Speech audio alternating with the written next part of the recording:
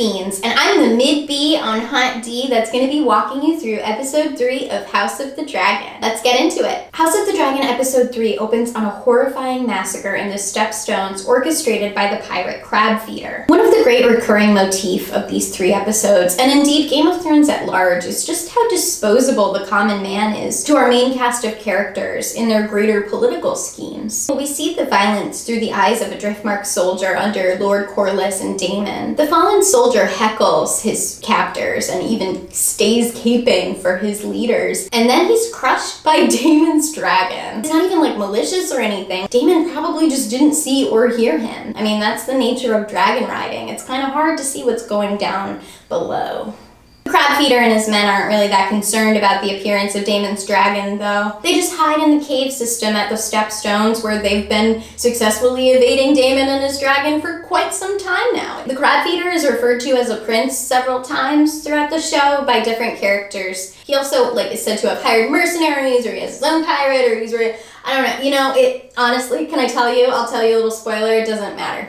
Right now, it doesn't matter. In the small council chambers, King Viserys, pregnant as heck Queen Alicent, and all the cool kids at the Red Keep have gathered to celebrate their child Aegon's second name day, which is an unnecessarily complicated way of saying birthday that adds a shit ton of flavor. Delicious. The seeds of dissent are already being planted as a bevy of lords approach Sir Otto to convince Viserys to name Aegon as his true heir. Otto plays dumb, saying, "Oh my god, that's Rhaenyra! Stop it, you guys!" He's never been fucking happier, dude. Then a Lannister tryhard, Tyland, who has taken Lord Corlys' seat on the small council, approaches King Viserys to discuss the situation at the Stepstones. King Viserys is not really about that right now. He's trying to have a good time. Thank you. Do you remember what happened when people tried to take away that tourney from him? Do you guys remember that? It does not bode well for Westerosi ports, though, this Stepstones thing, and Lord Tyland is pretty fucking desperate to get somebody to do something about it. But honestly, the king, he just wants to know where frickin' Rhaenyra is. Has anyone seen frickin' Rhaenyra? Queen Alicent is just really helpless to do anything. She knows that these guys have to stop talking to him in this state if they want to get anywhere with their causes. But annoying King Viserys seems like the only thing his small council and the lords at large are able to do. Viserys that we see here today, he's quicker to anger, he's more suspicious, he easily accuses other people of trying to get one over on him, and honestly, he is not gonna put aside his family party for something as petty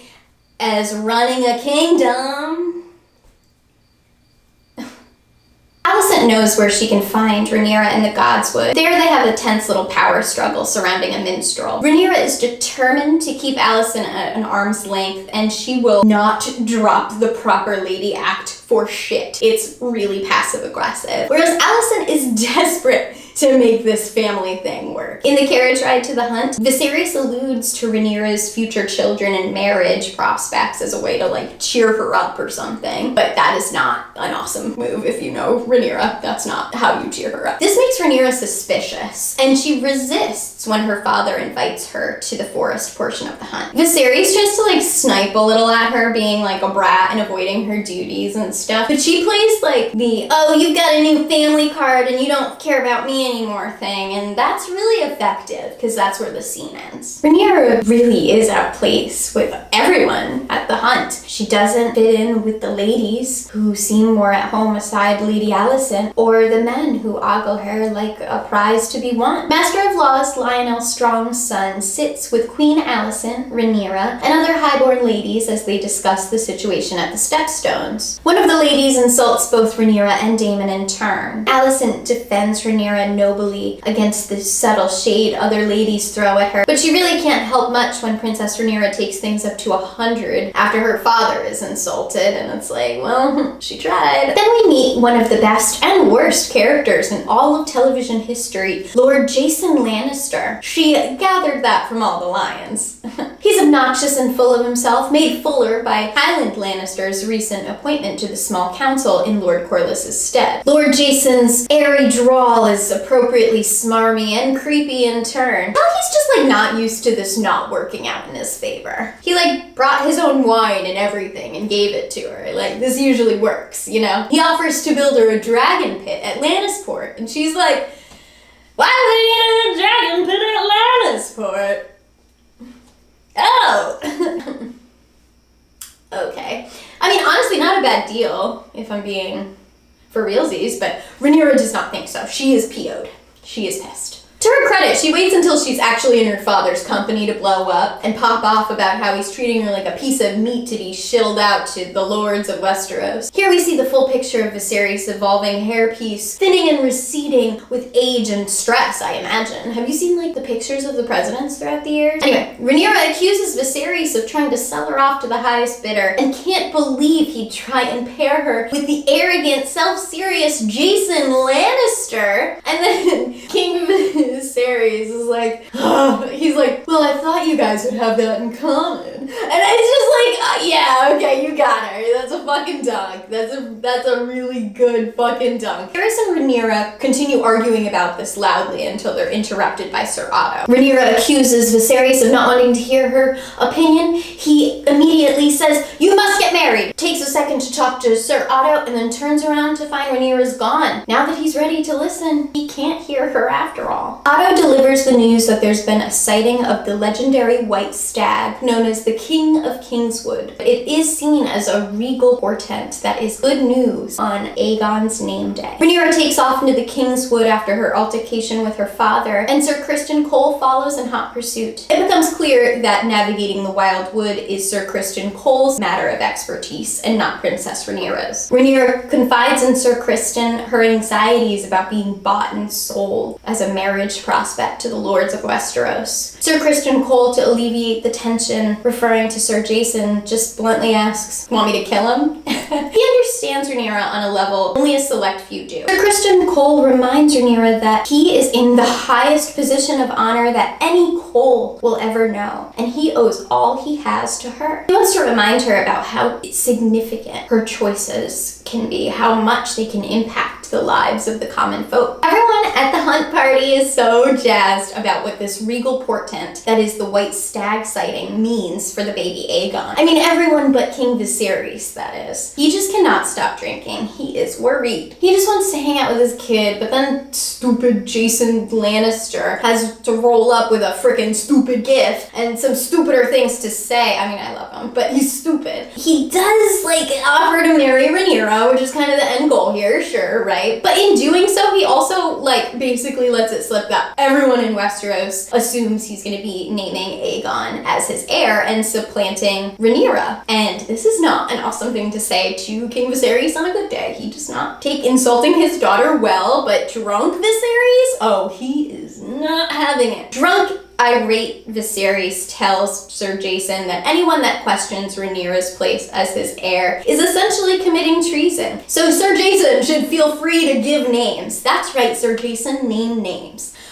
He's like, oh wait, fuck, no, sorry, I thought we were on the same page, my bad, King V, like, he really did big. I don't think Sir Jason's strength is politicking. More wine for Viserys, and then it's Ser Otto's turn to throw his hat in the ring. But Ser Otto's hat is downright rotted, okay? Ser Otto's hat is a proposal that I hate more than anything else in this world. And the hat is a proposal for Aegon to marry Rhaenyra, which would clear up this whole dynastic trouble entirely and just end the question. And I just want to say, they're half siblings and I just want to die. It's not unheard of in Targaryen tradition for siblings, half or not, to be married, but it still squicks me out. And it obviously squicks out Viserys too, because he begs Ser Otto to just let him breathe. He just wants to party, and like, Ser Otto's like, okay, let's, alright, party. Goodbye. We see Viserys getting drunker and lonelier as the party swells on around him. Lord Lionel, Master of Laws, informs King Viserys that they have located Rhaenyra and Sir Criston, and Viserys jokes about how he can't manage his own daughter, let alone a kingdom. But Lord Lionel, always the sweetie, reminds King Viserys that kings going mad as a result of their daughters is a Targaryen tradition. Even King Jaehaerys, widely recognized as the best Targaryen king, was driven mad by his kid daughter. That's just kind of how it goes. Viserys accuses Lord Lionel of trying to angle for a match for his own son, but Lord Lionel is actually trying to pitch a marriage between Rhaenyra and Lord Corlys' son, Laenor. He points to the many reasons he had for suggesting that Lady Laena was a good match for King Viserys 3 years prior. The House of Driftmark presents a strategic and powerful match for King Viserys and Rhaenyra to strengthen their claim on the throne. But Driftmark only remains a powerful match if the Stepstones are secured. Viserys, for a moment, had a brief respite from politics, just like talking about his daughter and marriage and stuff. But that's over now, so he hobbles outside to a bonfire. Meanwhile, Rhaenyra asks Sir Criston if he thinks that the Seven Kingdoms will ever accept a woman as their sovereign, to which Sir Criston replies, yes, they'll have to. Which is a great answer for fucking Rhaenyra. She fucking loves that shit. Following his conversation with Lord Lionel, King Viserys has wandered outside to a bonfire where Alicent finds him. She's always tracking down those Targaryens. He used to think he was a prophetic dreamer, whereas other Targaryens had dragons. He thought he was one of the few who could tell the future in his dreams, but he thought that turned out not to be true when Queen Aemma and his son died. Naming Rhaenyra as heir was an attempt to set things right, to make up for the time he wasted believing he was a prophet. But that was before he remarried and actually had a son. He wonders, still, is he a dreamer? But King Viserys is not a prophetic dreamer, as it turns out. The next day they find the stag in the woods, and it is not the king of the Kingswood. After an excruciating ordeal trying to kill the poor beast, we all come to understand there is no regal woman. In fact, it is Rhaenyra and Sir Criston who see the king of Kingswood. It approaches them in a bit that's a little too on the nose for my taste, but they let it go, obviously, because again, on the nose. Still bloody and bruised from the boar attack, they bring the boar's carcass back to camp, impressing everyone. But like silently, like nobody speaks. It's so dramatic. Nobody's seen a boar before. What a boar! I am so tired. Back at the Red Keep following the hunt, Sir Otto pays his daughter, super pregnant Queen Alicent, a visit. He literally won't even help her pull out the chair. For the first entire half of their conversation, you are just screaming at the television as she struggles to stand, and he just takes his seat and fucking starts pontificating, blah, blah. Otto is talking at her about the Aegon situation, right? He lectures her about the import of convincing King Viserys to name Aegon as his true heir to the Iron Throne. Alicent is not in love with this idea, but Sir Otto says that it's imperative to keep peace in Westeros, and unfortunately, the only way to do that is by having a guy king, I guess. I don't know. That Westeros will never accept a woman as their sovereign queen, and it's best to just put the matter to bed entirely so that Westeros and the Seven Kingdoms can know peace. But Alicent is down bad for Rhaenyra, and she's less down with the idea of raising a son who would be okay with taking his sister's birthright. She says that Rhaenyra will be a good queen, affirming her support for Rhaenyra's succession. But then Otto shows his true colors, his true motivations. This is like self-insert fan fiction for him. It's not about stability for the realm. It's really about Aegon. If he gave a fuck about stability, King Viserys would be married to Lena right now. It's Aegon's birthright, and it is an affront to the laws of God and men that Rhaenyra would be named heir, says Sir Otto. So there. Alicent doesn't affirm or deny her support for Sir Otto's little plan here, but she does go visit the king. It is revealed that Alicent actually had warned Viserys against pushing Sir Jason Lannister on Rhaenyra prior to the hunt, but he didn't listen. In fact, it's revealed Queen Alicent over here, is chock fucking full of good advice for Mr. King Viserys. She tells him Rhaenyra will marry, duh, but she has to believe it's her decision. Anyone with a fucking brain could have figured that out. Queen Alicent peeps a letter from Lord Vaemond Valerian, brother to Lord Corlys Valerian, from the front lines at the Stepstones. The situation is dire, and he is begging for aid. When she realizes that King Viserys intended to ignore this little request, she gets angry. His main gripe this whole time was that nobody asked him for help, and after they betrayed him,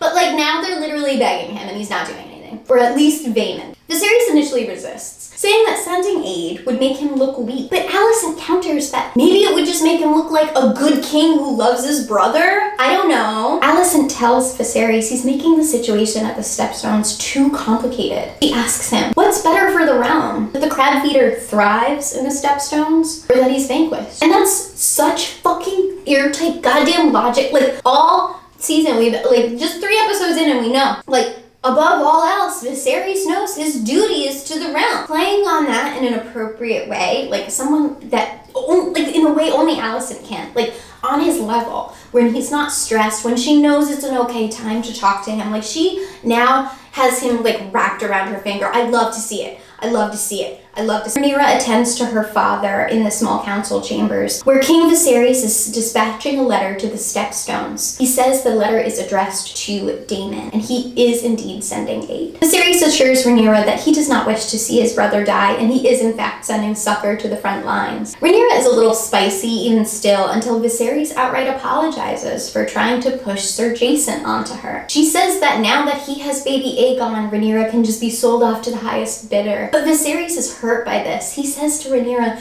"You've misjudged me." He tells her that, well, she must marry. She can choose who she wants to partner with. And that's pretty significant. It's not about finding a man. Viserys wants his daughter to be happy and secure. And oftentimes in a world as dark as that one, family is the way to do that. It also helps strengthen their line. It makes her more secure and safe in the long run. The subtext here is that the sooner Rhaenyra settles down and starts having children, the sooner the Lords of Westeros would be willing to accept her as their leader, because she'll have an established line. So Viserys gives her leave to choose her own match. And that honestly is the most important thing to Rhaenyra. "Find one that pleases you," he says, "just as I did. And I just want to fucking cry. That's so fucking sweet." And Rhaenyra barely keeps it together. I can tell.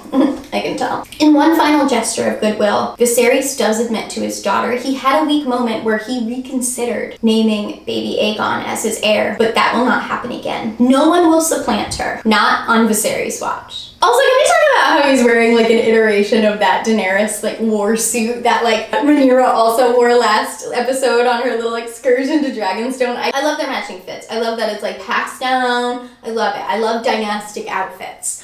Sue me. Back to the Stepstones.